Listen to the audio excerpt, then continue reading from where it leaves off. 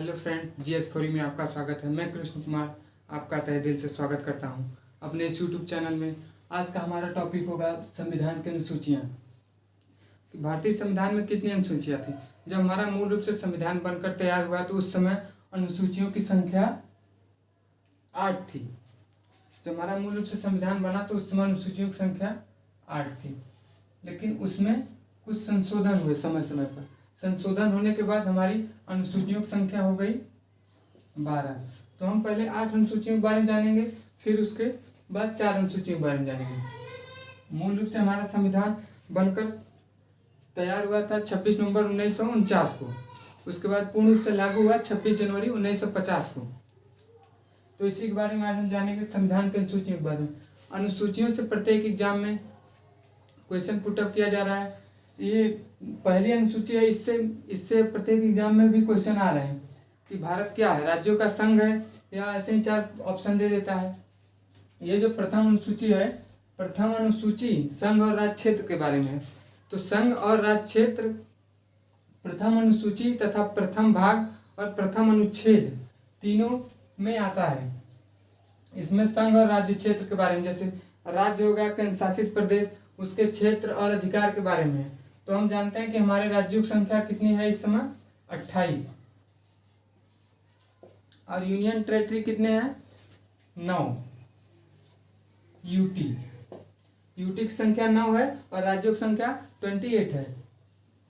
जब ये हमारा जम्मू कश्मीर राज्य से हटाकर यूटी में बदल दिया गया, तब एक राज्य कम होकर 2 यूनियन टेरिटरी बढ़ गए। इसके बाद इसमें संघ राज्य क्षेत्रों के क्षेत्र के बारे में जानकारी मिलती है हमें कि हमारे देश में कितने राज्य हैं और कितने केंद्र शासित प्रदेश हैं। इसके बाद हम दूसरी अनुसूची देखेंगे, पदाधिकारियों के वेतन एवं भत्ते। पदाधिकारी कौन कौन होते हैं उसके बारे में जानेंगे। राष्ट्रपति होते हैं, प्रधानमंत्री, उपराष्ट्रपति, लोकसभा अध्यक्ष, लोकसभा उपाध्यक्ष, राज्यसभा उपाध्यक्ष, नियंत्रण महालेखा परीक्षक। ये सब पदाधिकारी हैं जो कि इनके वेतन और भत्ते के बारे में दूसरी अनुसूची में बात होती है। हमने जानेंगे कि इनके जो वेतन होते हैं वो कितने होते हैं। तो हम राष्ट्रपति का बता दें वेतन।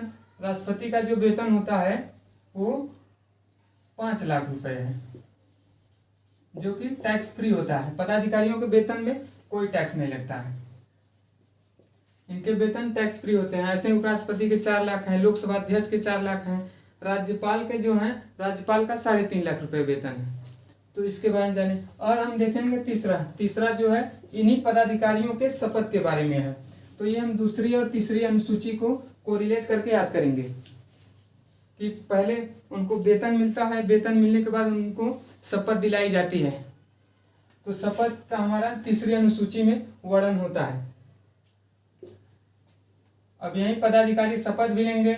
अब हम ये भूल जाते हैं, लोगों को कंफ्यूजन होता है दूसरी अनुसूची में शपथ है या तीसरी में है। तो हम इससे 2 नंबर से ये याद करेंगे कि आजकल लोग 2 नंबर पैसे कमाने में ज़्यादा सब रुचि रखते हैं। तो 2 नंबर का मतलब पैसा का मतलब, तो इसमें आ जाएगा वेतन कि कितने पैसे लोगों को मिल रहे हैं पदाधिकारियों के। तो इससे हम दूसरी अनुसूची में याद कर लेंगे। अब हम आ जाएंगे चौथी अनुसूची, राज्य और केंद्र शासित प्रदेशों में राज्यसभा में सीटों का कितनी प्रतिनिधि चुनकर जाएंगे, इनके बारे में। सीटों का आवंटन होता है। तो ये भी एग्जाम में अभी कुछ PCS के एग्जाम में दिया था कि जो राज्यसभा में सदस्य जाते हैं वो केवल राज्य से जाते हैं। उसमें 4 ऑप्शन दिया था, यूनियन टेरिटरी भी दिया था। तो इसमें राज्य और केंद्र शासित प्रदेश दोनों से चुनकर जाते हैं। उसके बाद हम देखेंगे 5वीं अनुसूची। 5वीं अनुसूची के बारे में अनुसूचित जाति और अनुसूचित जनजाति के प्रशासन और नियंत्रण के बारे में है। उनको क्या क्या छूट दिया गया, ये हमारी 5वीं अनुसूची के अंतर्गत आता है। इसे अनुसूचित जाति को हम ST बोलते हैं, शेड्यूल कास्ट, और अनुसूचित जनजाति को ST, शेड्यूल ट्राइब बोलते हैं। तो इसके बारे में देखिए। और हम देखेंगे 6वीं अनुसूची। ये दोनों को रिलेट कर लेंगे कि ये दोनों में, इसमें क्या है, 6वीं में क्या है, इसमें जनजाति के बारे में बोला गया है। और वो केवल विशेष राज्य 4 राज्यों को की जनजाति की बात की गई है। पूर्वोत्तर राज्य हैं जो कि असम है, मेघालय है, त्रिपुरा है, मिजोरम है।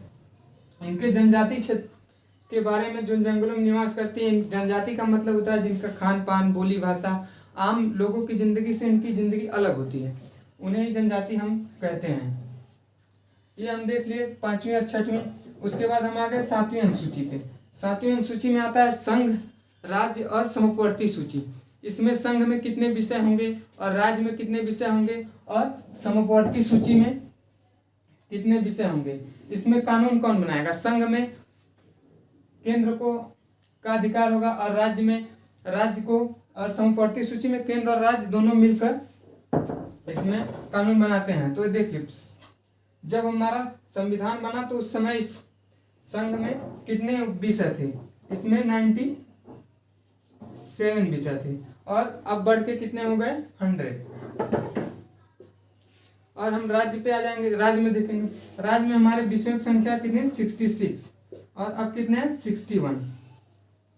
ये बहुत ही इंपॉर्टेंट है कि कितने विषय रखे गए हैं। और समुपवर्ती सूची में देख लेंगे, पहले 47 थे, लेकिन इनमें से कुछ विषय को निकालकर समुपवर्ती सूची में रख दिया गया है। समुपवर्ती सूची की इस समय संख्या 52 हो गई है वर्तमान में। ये हमें बहुत ही मोस्ट इम्पॉर्टेंट है परीक्षा के ध्येय से, संघ, राज्य और समुपवर्ती सूची के विषय के बारे में। और हम अगला देखेंगे 8वीं अनुसूची। ये भी इम्पोर्टेंट है क्योंकि इसमें भाषा का वर्णन किया गया है कि भाषाओं के बारे में। मूल संविधान में उस समय भाषाएं 14 थी, लेकिन फिलहाल में भाषाओं की संख्या बढ़ के कितनी भाषाएं जोड़ दी गई हैं 22। इसमें भी 3 संशोधन हुए थे। इसमें 3 संशोधन हुए थे। 21वां संशोधन, उसके बाद 71वां संशोधन, 21वां, उसके बाद 72वां संशोधन। सॉरी, 71 नहीं 72 है। 72वां संशोधन, उसके बाद 92वां संशोधन। इसमें 3 संशोधन के थ्रू 8 भाषाओं को और जोड़ा गया था, जो कि सन है 1967 और 1992, 2003 में 92वां संशोधन हुआ था। इसी के तरह भाषाएं जोड़ी गई थी। 8वीं अनुसूची में भाषाओं का वर्णन है। अब उसके बाद हम देख लिए, ये 8वीं अनुसूची, जब हमारा संविधान बना तब हम 8 पढ़ लिए। उसके बाद और 4 अनुसूचियां हैं जो उसको हम आगे देख रहे हैं। 9वीं अनुसूची देखेंगे। 9वीं अनुसूची में कुछ अधिनियम है, भूमि सुधार से रिलेटेड है। उसके बाद जमींदारी है, ये 9वीं अनुसूची में जोड़ी गई है। 9वीं अनुसूची के अंतर्गत ये आता है, ये प्रथम संविधान संशोधन 1951 के थ्रू जोड़ा गया था। 1951 के थ्रू ये जोड़ा गया था, प्रथम संविधान संशोधन। उसके बाद हम देख लेंगे 10वीं अनुसूची। 10वीं अनुसूची में दल बदल कानून है। दल बदल, जैसे कोई भी सांसद किसी भी पार्टी के चुनाव चिन्ह पर चुनाव लड़ने के बाद वो दूसरी पार्टी में शामिल नहीं हो सकता है, वो दल बदल कानून के थ्रू आता है। तो हमने आज 10 अनुसूचियों को जाना। अब हम 2 और अनुसूचियों को देख लेंगे।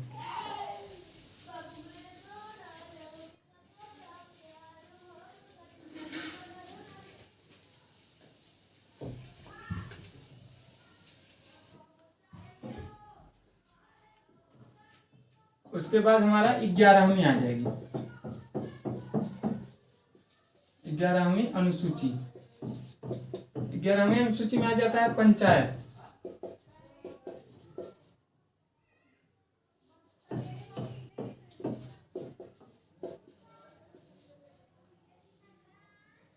ग्यारहवीं अनुसूची में पंचायत के बारे में आ जाता है। इसमें विषयों की संख्या 29 है और ये 73वें संविधान संशोधन 1992 के अंतर्गत जोड़ा गया था और इसमें विषय की संख्या 29 है।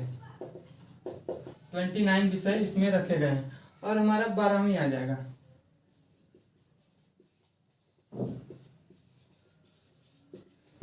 बारहवीं अनुसूची में नगर पालिका आएगी। नगर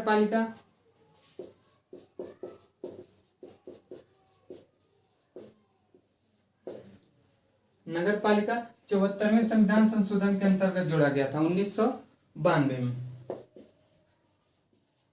1992 में जोड़ा गया और इसमें विषय संख्या थी 18। इसमें विषय 18 रखे गए थे। हमने देखा कि 4 संशोधन के थ्रू 4 अनुसूचियां जोड़ी गई हैं, जो कि पहला संशोधन 1991 में हुआ था और दल बदल कानून ये दूसरा वाला है। और उसके बाद तीसरा 11वीं अनुसूची के अंतर्गत पंचायत को जोड़ा गया और 12वीं ये जो है दल बदल कानून 52वें संविधान संशोधन।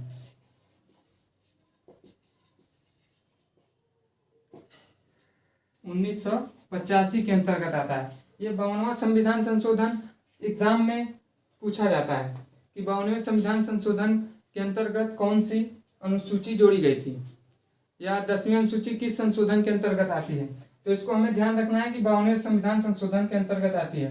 तो हमने आज 12वीं अनुसूची को विस्तार से जाना है। उम्मीद करते हैं कि आपको ये वीडियो बहुत पसंद आया होगा। अगर ये वीडियो पसंद आया होगा तो लाइक, शेयर एंड सब्सक्राइब और दोस्तों के साथ शेयर करना ना भूलें।